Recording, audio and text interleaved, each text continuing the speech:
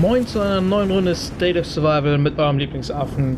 Heute geht es nochmal um die taktische Analyse, das Formationssystem, denn wie ihr wisst, geht es auch darum, wie levelt ihr das Ganze richtig.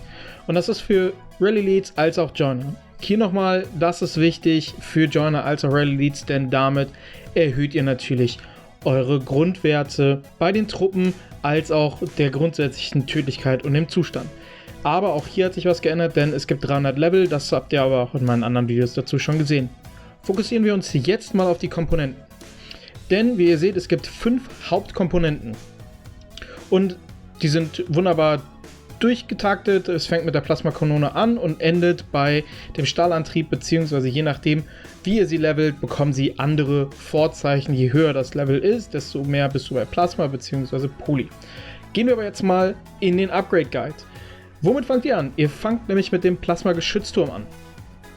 Und für die Rally Leads ist es wichtig, die Hauptskills, das ist das hier in der Mitte, auf 20 zu bekommen. Und hier nochmal ganz wichtig, wenn die linke Seite auf Level 5 ist, könnt ihr die mittlere, den Main Skill, den Hauptskill auf Level 10 bekommen. Habt ihr die linke Seite auf Level 10, könnt ihr die Mitte auf Level 15 bekommen. Habt ihr die linke Seite auf Level 15, könnt ihr den Hauptskill auf Level 20 bekommen. Und so geht ihr eben vor.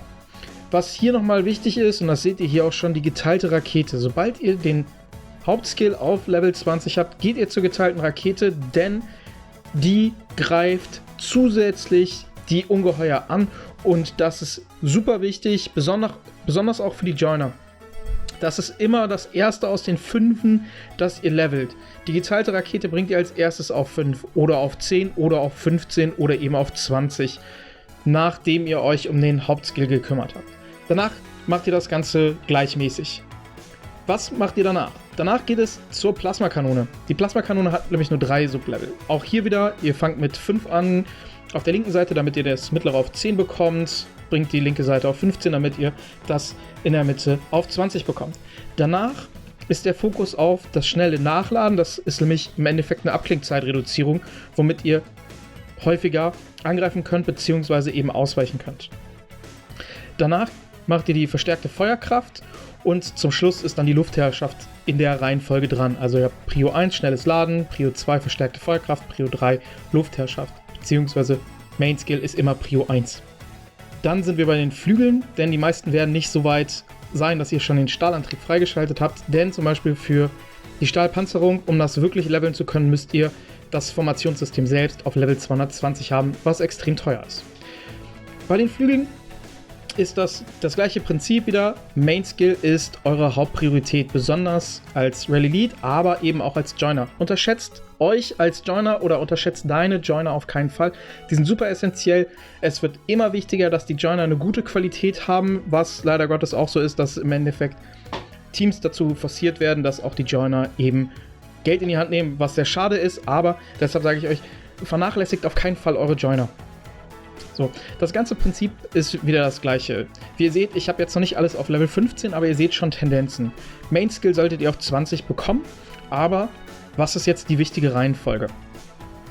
Denn ihr fangt mit der Krafterweiterung an, das ist im Endeffekt von den Subskills eure Prio 1. Dann ist das die Langstreckenerweiterung als Prio 2 und die Sturmerweiterung als Prio 3.